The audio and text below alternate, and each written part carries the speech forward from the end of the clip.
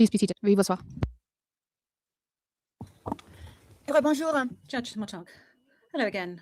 Counsel, you can continue because we were interrupted by the pause. Over to you, legal representative for victim, please. Thank you, Your Honors. I was in the process of explaining the spread of impunity in the Philippines, and I will resume, Your Honor. The plague of impunity has spread not only among Filipinos in the Philippines, but even among expatriate Filipinos in faraway lands like here in The Hague. When we reported to the victims that their external legal representatives, feel like fugitives who avoid our own countrymen here in The Hague, because chances are they are Duterte clones, they expressed their utmost concern that if we, their lawyers, feel threatened by mini Dutertes in a foreign country, we should imagine the far more intense fear they live with every day in their communities teeming with mini Dutertes. The victims also wish to convey that if the judges of this honorable chamber can be subjected to online harassment by Duterte clones, we should imagine the level of vulnerability the victims are exposed to in their poor villages. Your Honors, there is only one solution to stop the impunity propagated by Mr. Duterte from continuing to bring harm and suffering to the victims. And that is for this honorable chamber to confirm the charges so that witnesses can testify and evidence can be presented on the horrible crimes committed by Mr. Duterte. The testimonies and evidence presented will inoculate these mini Dutertes from the virus of impunity that has infected them.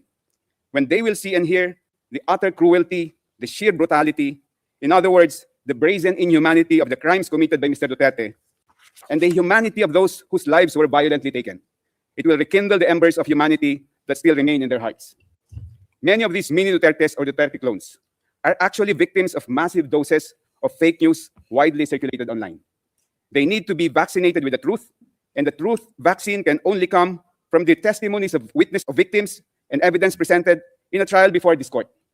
Truth is the antidote to the virus of impunity, Your Honors. The victims dread a future where charges are not confirmed in this case. It will mean that the virus of impunity will continue to spread and infect many more. Victims fear that Duterte clones will become an even bigger group that can elect another apostle of impunity as the Philippines' next leader. If that happens, an even more serious condition of impunity can take place in the Philippines, possibly worse than the orgy of violence that happened from 2011 to 2019, and this time there will be no ICC to run to for assistance and help. The victims humbly beseech this honorable chamber to reaffirm the two crucial objectives of the ICC identified in the preamble of the Rome Statute. First, to prosecute and punish the most serious crimes that deeply shock the conscience of humanity. And second, to put an end to impunity and to contribute to the prevention of crimes of unimaginable atrocities. If this chamber confirms the charges, this court will achieve its first objective of prosecuting and, if convicted, punishing Mr. Duterte for the unspeakable crimes he is charged with. But achieving the first objective will not automatically make this court attain its second objective. Merely putting forward the evidence gathered and the theory of liability of the prosecution will not necessarily resolve the second objective. This court should allow victims to testify, and the record of the proceedings must reflect the harrowing experiences of those impacted by humanity.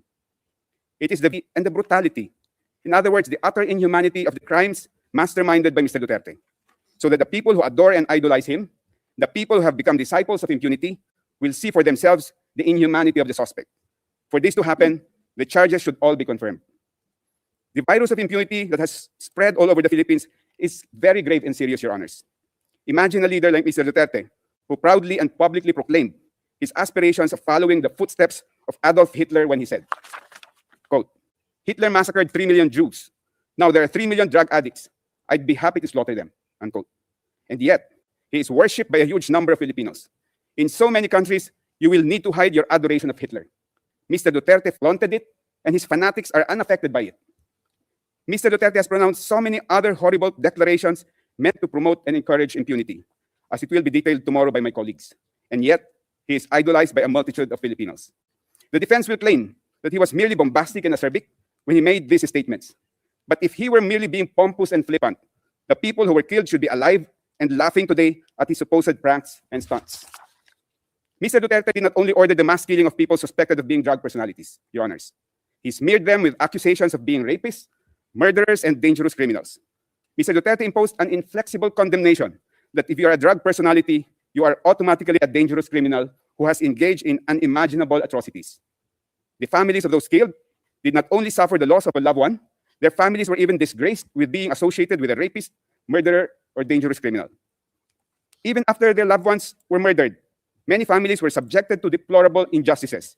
Instead of gunshot wounds as cause of death in their death certificates, families were shocked to see pneumonia, heart attack, stroke, sepsis, and other false causes of death that were instead written down. Other families were charged substantial amounts, sums the impoverished families could not afford, just to retrieve the bodies of their loved ones from the funeral parlor who were suspected by the families of being in cahoots with the police officers. Some family members were even arrested and imprisoned by police officers on false charges and for the purpose of preventing them from complaining. In one particular incident, Your Honors, a young man and his common-law wife were sleeping in their shanty when men in civilian clothes knocked down the door to their house. The men dragged the wife out of the room. The husband was already surrendering, and he even started to strip naked to show he had no drugs or firearm on his body. He said in the Filipino language, "Sir, malinis po ako, maghuhubad ako, sir." Translation in English, "Sir, I am clean. I will strip naked, sir." Still without mercy, the men shot and killed him. After killing the husband, they arrested the wife and accused her with falsified and non-bailable charges. When the deceased mother and cousin went to the police station to find out what happened to the young man, because they were not in the scene of the crime when it happened, the two were also summarily arrested and charged with fabricated crimes. If the Honorable Chamber confirms the charges in this case, the witnesses and evidence will show that those who were smeared by Mr. Duterte before they were killed, they were inside their houses, sleeping peacefully with their families, eating meals with their loved ones, playing with their children, or hugging their wives. Others were merely walking along the street, having snacks at a roadside eatery, or plying the road, earning a poor man's living. They were all doing ordinary, peaceful, and plain human activities. Confirming the charges will restore the dignity of those who were killed and the honor of their families. The prejudice suffered by the families of those killed did not begin and end with the killings of their loved ones. Each killing set off a chain reaction that is continuously churning out a daily crucible of harm, damage, and loss. By masterminding the mass murder of mere suspects, Mr. Duterte has brought irreparable and endless harm to the families. An overwhelming majority of those killed were the sole breadwinners of poor families. These families were dependent on each day's wage for their daily sustenance. They were hand-to-mouth families. With the death of their breadwinners, the widowed spouses, a majority of whom are women, have had to take on the roles of two parents. On top of taking care of their children and maintaining the household, the widowed spouses now have the additional burden of being breadwinners for their families. Families have been driven to even far more serious destitution, Your Honors. The damage to the children is immeasurable. Their development and upbringing have been permanently compromised. They have been walking through life with one missing parental limb. Losing a parent under very dire economic conditions and under the most violent circumstances results in wounds that will never heal and that will absolutely render them handicapped for life. And then there's the indescribable anguish of parents who lost a child.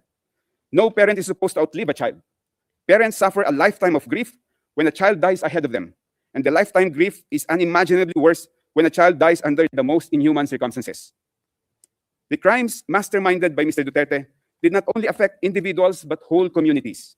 Across the Philippines, numerous urban communities of the most impoverished villages were scarred by the violence and abuses wrought by a lawless anti-drug campaign that further worsened the misery and trauma of residents in marginalized communities.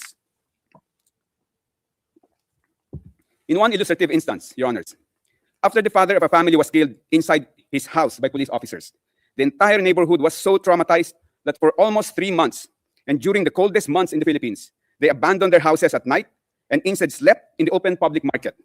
They did not feel secure inside their houses because there would be no witnesses if the police would just barge in and shoot at them. In the public market, the presence of many witnesses, they thought, will deter the police from shooting and killing them. It is also the victim's view, Your Honors, that the charges should be confirmed because the resulting presentation of witnesses and evidence during the trial will force police and other law enforcement officers to confront the brazen depravity of the killing of civilians that they either personally committed or allowed to be committed during the Duterte reign of terror. In one operation, the police summarily killed 3 men, 2 brothers and 1 friend, in the very early morning. The police declared that the 3 were non-laban. They fought back. But the neighbors saw otherwise. The whole neighborhood was so horrified at the macabre treatment of one of the fatalities. The bullet-ridden body of one of the 3 men was brought out from the 2nd floor window and dropped to the ground because the police could not bring the body out through the doorway. When the body hit the ground, the neighbors recoiled at hearing the body emit a cry, "Aray!" Translation in English, "Ouch!" The man was still alive when his body was thrown to the ground, and the police just left him to bleed to death. The trial will hold a mirror to the police force and compel them to see how they were turned into executioners and assassins, and their organization transformed into a gigantic criminal organization or turned into a killing machine by Mr. Duterte. The Philippine National Police and the drug enforcement agencies have not made any initiative to purify the corrupted minds of their officers and personnel to our knowledge. The trial in this case will be a tremendous teaching opportunity that can work to rectify the warped and depraved minds of Philippine security officers. The charges need to be confirmed, Your Honors, for the sake of the entire country, which has been desensitized or made numb by the massive incidents of impunity and the glorification of impunity promoted by Mr. Duterte. The whole Philippines needs to know the real story during those bloody years. There has been no opportunity for the entire country to really find out the whole truth of what happened. It has been hush-hush, tidbits of sporadic news, and always drowned out by trolls who mass-produce and broadcast false, fake, and fabricated news. The victims also attach a very important historical significance to this case. If the chamber confirms the charges, the trial proceedings will produce a historical record of the most bloody period of post-war Philippine history, a duty that the Philippine justice system has refused to perform. The historical account on the mass murder of so many Filipinos during the Duterte regime needs to be accessible to our future generations, just like the Nuremberg trials and the Tokyo trials, so that they will learn from it and not repeat the same mistake of selecting and glorifying leaders who preach and practice impunity. The prosecution has presented 78 instances of murder and attempted murder, clarifying that these incidents are only representatives of the extent of the crimes committed against thousands of civilians, Your Honors.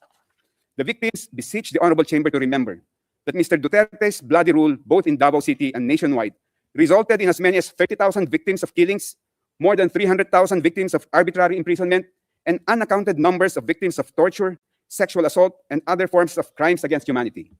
For many families in the Philippines, the charges brought for confirmation in these proceedings represent only a fraction of the reality the victims have endured. The victims beseech the Honorable Chamber to remember the hundreds of thousands of victims are banking on vicarious justice from this case. Finally, Your Honors. Excuse me, Counsel, you have 5 minutes left. Thank you. Finally, Your Honors, the victims wish to humbly underline that what is ultimately at stake in these proceedings is the supreme of all forms of human rights, the right to life. The right to life is the very foundation of every civilized society. The ancestors of every nation fought against invaders, colonizers, despotic monarchs, and fascist leaders in order to secure the right to life of their families, their communities, and the future generations. The heroes of every country sacrificed their lives to defend the right to life of their people. We as citizens of modern societies are inheritors and beneficiaries of the sacrifices of our ancestors who bequeathed to us the right to life. We owe it to them to defend the supreme legacy for our generation and for the generations to come.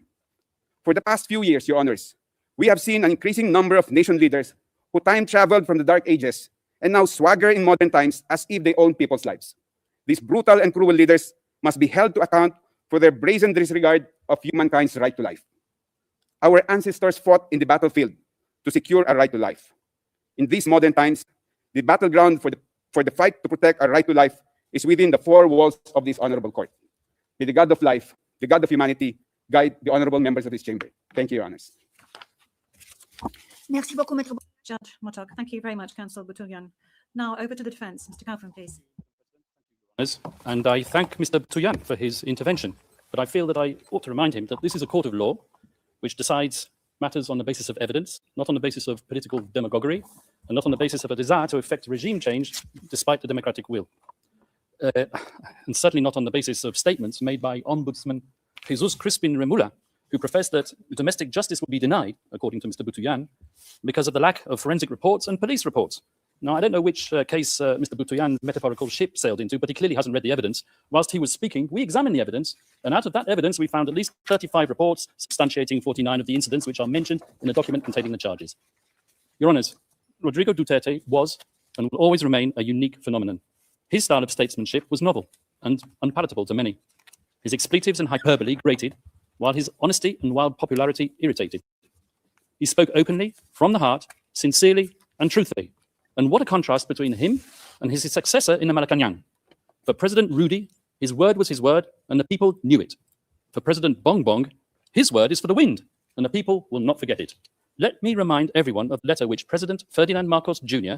signed, it's on the screen, and in which he gave a cast iron undertaking that his government, and I quote, will not assist the ICC in any way, shape, or form.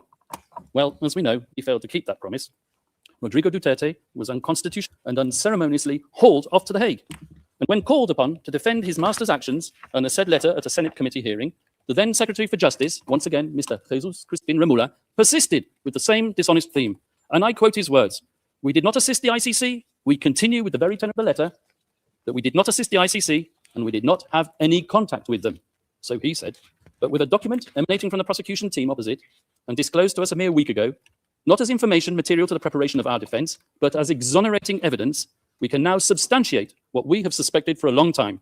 The document comprises a transcript of a telephone call covertly recorded between 4 parties who cannot be mentioned in public, and one of these parties was boasting about how he was acting as the silent partner of President BBM, managing a scheme to funnel witnesses to this court while all the time ensuring that he could guarantee President BBM's plausible deniability. So it is indeed the defense case that President Ferdinand Marcos Jr. set out to neutralize Rodrigo Duterte and his legacy. Yes, Mr. Deputy Prosecutor, I used that legendary word, neutralize, so central and so essential to your case theory, because you know just as well as me that I'm using the term metaphorically. And now I turn to the substance of the charges, but before I do, a word or two about the geopolitical context. The scourge of illegal narcotics is not unique to the Philippines. As we all know, it afflicts Latin America, where I can name 3 countries where the death rate at the hands of vigilantes and law enforcement agents per capita population is higher than it ever was under Duterte. And as you should know, and you will hear from the prosecution, at any rate, the Philippines as a country is uniquely positioned to act as a transit hub for the trafficking of narcotics emanating from the cartels in China. And with or without Duterte, so we argue, the death rate would have kept on rising. Indeed, as we will prove with statistics and reports, the death rate flowing from narcotics-related crime actually increased after Rodrigo Duterte left power. And where, I ask you, has the International Criminal Court been seen that Rodrigo did anything? The totally lawful Duterte campaign against illegal drugs and their suppliers took place when his administration was out after the declaration of martial law. And it was on that significant day that Rodrigo Duterte was exposed to the tyranny of oppression and the abuse of power by the elite. And he took a decision. On that day, he chose to devote himself to a life of selfless public service. As a professor at the local police academy and as a public prosecutor in Davao, Rodrigo Duterte developed a lifelong passion, some would say an enduring obsession, for law and order, something for which he unapologetically enforced throughout his time as mayor of Davao City. Not, as the prosecution say, through sowing murder and mayhem, but through winning the love, respect, and admiration of his fellow citizens. The very same citizens who continue to re-elect him time after time, term after term, on no less than 7 occasions over more than 2 decades. And throughout his 20 or so years tenure as the mayor of Davao, Rodrigo Duterte and his family transformed that city from an outpost of communist insurgency and criminal violence into what is now one of the safest cities, not just in the Philippines, but in the entire world. This was indeed the so-called Davao model, which the prosecution wants to persuade you was code for unbridled criminal violence. And this was the type of leader that the Filipino nation wanted in 2016. So, Rodrigo Duterte was elected into power, not in spite of, but specifically because of his firm and uncompromising commitment to upholding law and order. And after his election as president, Rodrigo Duterte remained a man of the people, without seeking to patronize the people. Gung-ho in his ways and with a belligerent tone, he spoke the tough tongue of the street, not the dissembling discourse of international diplomacy. He said what the people wanted to hear, but he said it in a way that offended sensibilities of world leaders unaccustomed to hearing it, one in particular, and that was what set him on the slippery slope to a prison cell in The Hague. And let me tell you how it works. It starts with the media, controlled by the powerful and the politically influential. With a sensational headline and a twisted editorial slant, the moguls sell their papers while promoting the partisan agenda of their backers in power. They highlight the salacious content while ignoring the true context, because that is what captivates the reader. And so it was with Rodrigo Duterte, whose speeches were fertile fodder for his enemies and detractors. A man whose hyperbole, bluster, and rhetoric, once published, became a natural target for privately funded NGOs and human rights activists, a loose collective more commonly known as civil society. These people descended upon the Philippines to advance an agenda even more lacking in objectivity than that of the media. And heavily funded by tycoons with even grander designs, they print their glossy reports, replete with iconic photographic images of grieving families and dead bodies in rain-swept, nighttime crime scenes, all dramatically illuminated with the fluorescent glow of neon. Images carefully crafted to shock the conscience and to sway the emotions, and, I may say, to be used by the prosecutor when they don't even relate to the charges. And they gave their slick reports bold titles lifted straight out of a James Bond movie, such as License to Kill, One Shot to the Head, You Can Die Anytime, or simply, They Just Kill. The photographers are feted and their shots exhibited as art all over the world. And the brave journalists who act as their sources win awards and Nobel Prizes. And slowly but surely, their narrative becomes the sacred, unchallengeable, and unshakable truth. And so the pressure builds up.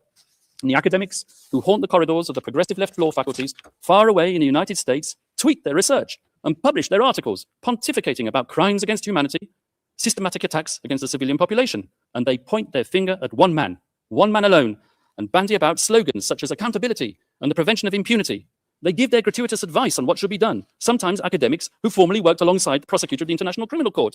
Communications and complaints are filed, and the rest, as they say, is history. In any event, we're not gathered here today to judge a man on the basis of his coarse attitude or his vulgar language. This court has convened a confirmation hearing to verify whether substantial grounds exist to believe that Rodrigo Duterte, the people's president, together with various so-called co-perpetrators, over the years of his governance, devised a criminal policy of wholesale and wanton murder.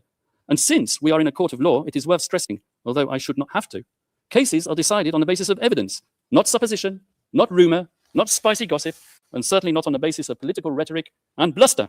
Because at the end of the day, were it not for those belligerent and controversial speeches, there would have been no impetus to bring the people's president to The Hague. And when the prosecution's evidence is examined, I would ask you to keep an open mind and to question not just whether that evidence has been selectively presented, but whether there exists evidence which the prosecution has failed to produce. And I say this with justifiable cause, particularly with respect to the Duterte rhetoric.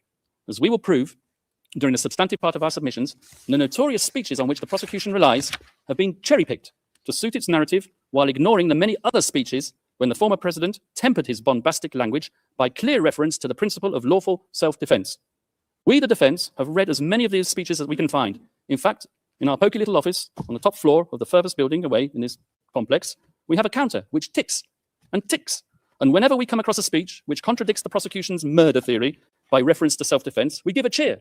And the counter goes up once more, and we celebrate one more nail in the coffin of the prosecution's case theory. As the statistics stand, as of today, in contrast to the 20 speeches on which the prosecution relies to prove incitement to kill, we have found 35 more which say the complete opposite. Let me give you 2 examples from the very speeches that the deputy prosecutor himself cited today. Let's refer first of all to the famous Pietà speech, which the deputy prosecutor referred to. So this is what the deputy prosecutor said. Those of you who are still sober, those who haven't tried illegal drugs, if you don't want to die or get hurt, don't rely on the priest, including human rights advocates. They won't be able to prevent deaths, and so it goes on. But if we look further on in the very same speech, something which maybe the deputy prosecutor didn't do, this is what he had to say. To our police officers and other officials, do your job, and you will have the unwavering support of the office of the president. I will be with you all the way. Abuse your authority, and there will be hell to pay, for you will have become worse than criminality itself. Well, there you are. You have it straight in your face. Pexo, exonerating evidence within what is claimed to be the prosecution incriminating evidence. I won't take up my time by showing you the second speech, but there is one. If I have time at the end, I will show it to you. So if you add to that another 10 speeches out of the 20 speeches on which the prosecution rely in its document containing the charges. After all, we are in a court of law, and we rely on evidence. And what is the evidence that's produced of these speeches? 20 of them. 10 of them, I submit, and we will show this in the substantive part of our submissions, contain exonerating evidence which support the defense case theory. In other words, if you add the 10, which we've identified in the prosecution's 20, to our total of 35, we come to 45 speeches versus 10, which we say support the use of force only in self-defense. That is 350% more speeches in favor of our defense and 354% more reasons not to confirm the charges. And you can bet your bottom dollar that at the end of today's proceedings, either the victim's self-styled legal assistant to ICC counsel or a prosecution intern will be tasked with scouring the web, looking for the means to prove Kaufman wrong. And I will declare it, and I'll declare it loudly and clearly, as if the prosecution didn't know it already. It's not enough to state that since the former president made those extremely inflammatory statements and deaths occurred, that he must, as a matter of course, be criminally responsible for those fatalities. At this stage of the proceedings, the prosecution needs to show substantial grounds to believe that the former president actually desired and foresaw that people would be killed as a result of his incendiary language. For the prosecution to assert that Rodrigo Duterte hoped for deaths to occur or was recklessly indifferent as to whether deaths would occur, which he was not, that's insufficient. So once more for the record, Rodrigo Duterte's language was aimed not at suspected drug pushers as the prosecution would have it, but directly at those poisoning society with their substances, and not, I stress, with lethal intent. His rhetoric was calculated to arouse fear and obedience, to instill fear in their hearts, and to inculcate a respect for the law in their minds. Nothing more, nothing less. That was his intent, and it was not criminal. And as many of these drug pushers demanded to enter prison. I remember seeing the images on the television, lining up to surrender and to enter prison. Now, I challenge my colleagues opposite to prove otherwise, because as we all know, in a criminal process, the burden of proof is on the prosecution. They brought this case and they need to prove it.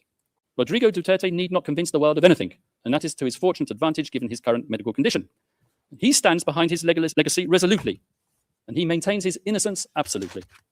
Now, I turn to the general fairness and objectivity of the investigation, which, as we all know, is meant to be an impartial evidence-gathering exercise. As an ex-prosecutor myself, I'm used to investigating agencies, pursuing all reasonable lines of inquiry, assimilating all testimonies, and digesting all documentation and forensic evidence, recommending who to target for prosecution, but not so with this prosecution. When we, the defense, study the course of the investigation in this case, one thing is plain as a pikestaff. The chief prosecutor of this court, Mr. Karim Khan, not only failed miserably to carry out his duties under the Rome statute, requiring him to examine exonerating circumstances as well as incriminating, but he single-handedly contaminated it, so we alleged, by pursuing a one-track crusade with a view to a predetermined objective. Let me explain. Although the ICC officially authorized an investigation into the so-called Philippines situation in late 2021, it was deferred a few months later back to the Philippines for the official investigation to resume only in late 2023. But the real meat of the investigation into count one, relating to the activities of that fictitious construct, the Davao Death Squad, had effectively started way before then, with the sole objective of nailing Rodrigo Duterte. Indeed, all the way back in 2018, during its so-called preliminary examination, the prosecution had an individual who will be referred to as P1 handed to them on a silver platter. This P1 had been interviewed at an earlier date by none other than Chief Prosecutor Karim Khan in his former capacity as a private lawyer and a self-professed legal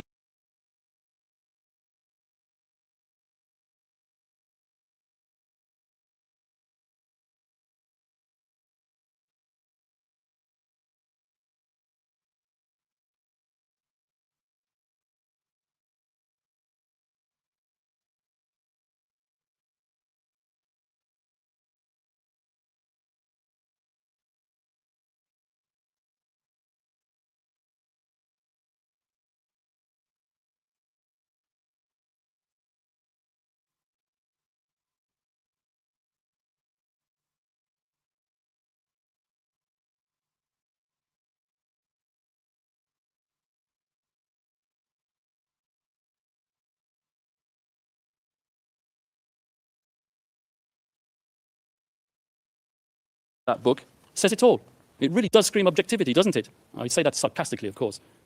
Fortunately for us, the defense, the appeals chamber, has now disqualified Chief Prosecutor Karim Khan from this case, a welcome development as a matter of ethical propriety, but in our opinion, too late in the day to salvage the integrity of the investigation that he had supervised. An investigation in the course of which he concealed his former role as the victim's counsel, who had deemed our client a suspected murderer as far back as 2018 and right up to the very day before this pre-trial chamber issued its arrest warrant. Your Honours, over the next few days, we hope to convince you of the wholly insufficient nature of the evidence against Rodrigo Duterte. We will show you that the paltry number of speeches on which the prosecution rely do not manifest criminal intent. We will also convince you that as hard as they tried, the prosecution's investigators couldn't get even one of its criminal cooperating witnesses, whose reliability is next to zero, to admit that they heard the former president, Rodrigo Duterte, give an order to kill at any time relevant to the charges, or with respect to any of the incidents. And we hope that when you conclude your deliberations, Your Honours, that you will dismiss these grievously misplaced and politically motivated charges. We will ask you to send Rodrigo Duterte back to his family, and we will ask you to give back to the Filipino people their tatay digong. Thank you, Your Honours. The presiding judge. Thank you very much, Mr. Kaufman. We shall now suspend. This is the end of initial statements, and this is the end of this morning's hearings. We will take a 90-minute break and resume at 2 in the afternoon. Thank you very much.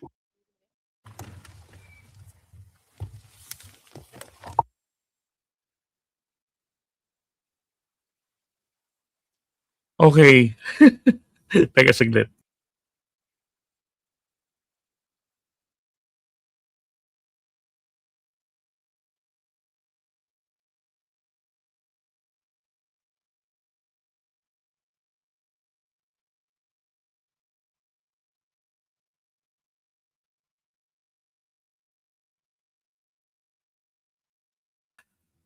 Ayun.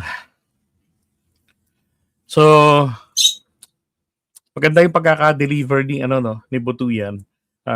inisa-isa niya yung mga atraso ni Duterte. Actually, hindi pa naman lahat yun eh. So, kumbaga, synopsis lang yun.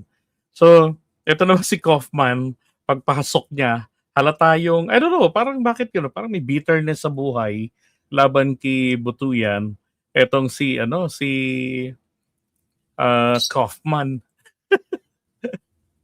'Di ba? Hindi ako nagkakamali, ilang beses niya yung consistently talaga since last year, way back sometime around April, sinasabi na nga niya na na-reject na raw ng ICC yan, sinabuto yan, yung sina Attorney Conti, pero sila pa rin naman yung mga abogado. 'Di ba? Sila pa rin yung mga nag-assist doon sa mga complainants. Ayun ako. Wala yung pinagsasabi, walang sustansya ang mga pinagsasabi mo. Alam nyo, magkakaalaman talaga yan pagka na. Tandaan ninyo ha, mga ka-DDS, mga kababayan. Ito ho ay confirmation of charges. Ang masasagot lamang po rito ngayong gabi. Hindi pa nga tayo sigurado kung yung determination na ito ay makukumpirma talaga kung si Duterte ba talaga ay yung mga ebidensya laban sa kanya ay matibay at enough para kumbaga to proceed the cases against him, the 3 counts of crimes against humanity.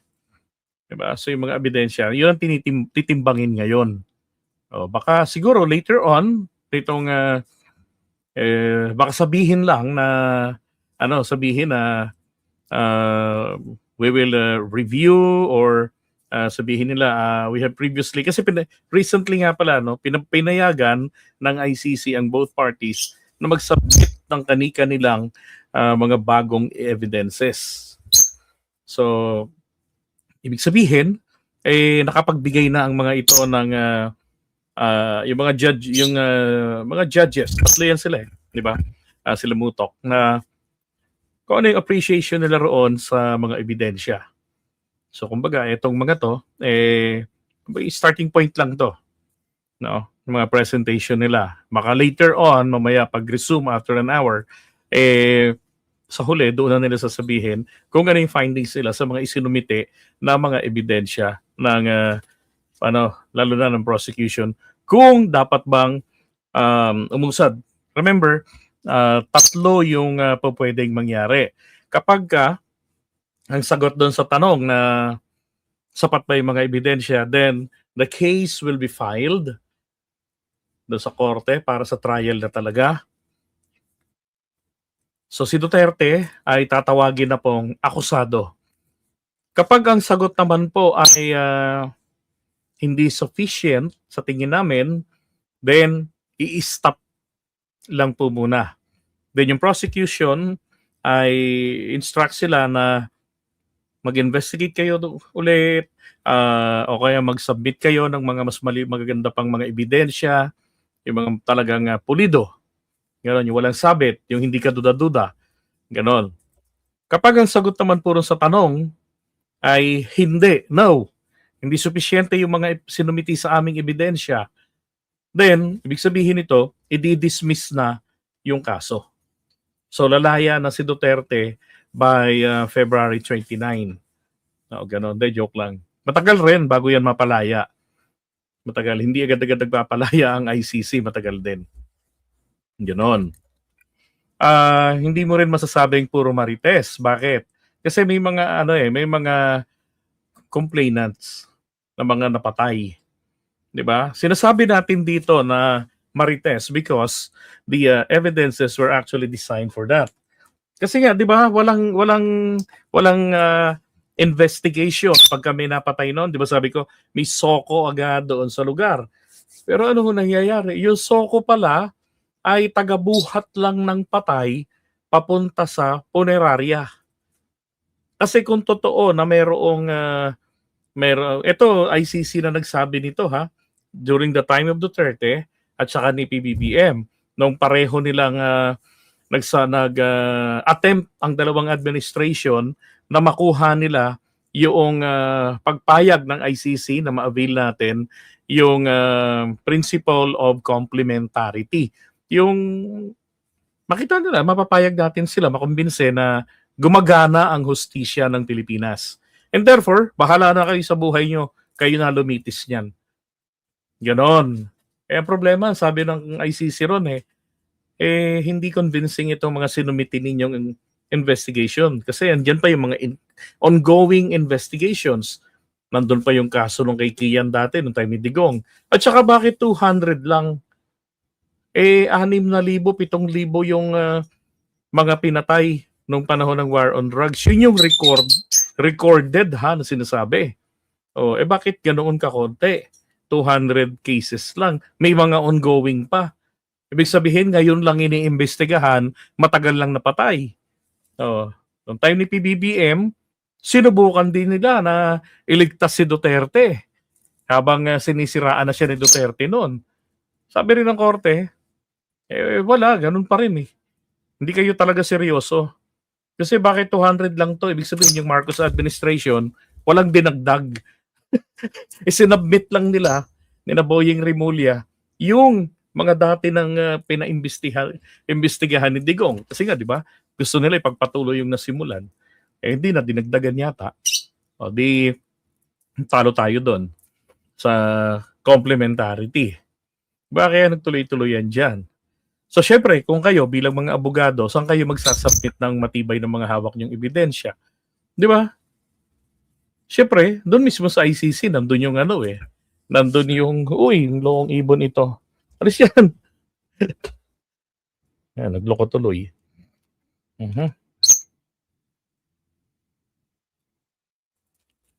Inapahakan yung signal cable. Anyway, ang gulo ng signal, Kita-kitsa lang po tayo ulit mamaya. Ayusin ko ito muna. Okay? So, thank you so much. Kita tayo mamaya alas 9. Bye, years. Mga DDS na tanga, halina maglaro tayo. Oh, oh, oh, oh.